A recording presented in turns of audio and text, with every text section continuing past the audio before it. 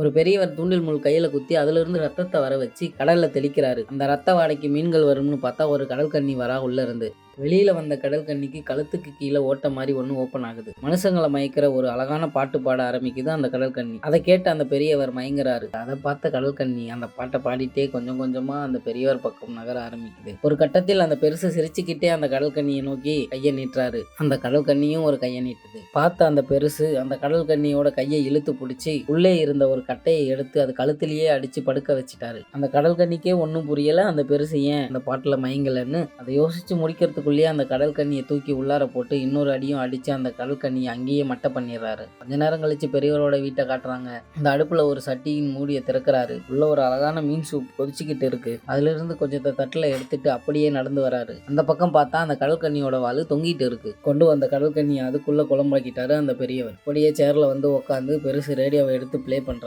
ஒரு செவட்டு மிஷினை தூக்கி காதுல மாட்டுறாரு. இந்த பெருசுக்கு காது கேட்காதனாலதான் அந்த கடல் கன்னியோட பாட்டுல இருந்து தப்பிச்சாரு. இந்த வீடியோ பிடிச்சிருந்தா லைக் பண்ணுங்க, ஷேர் பண்ணுங்க, சப்ஸ்கிரைப் பண்ணுங்க.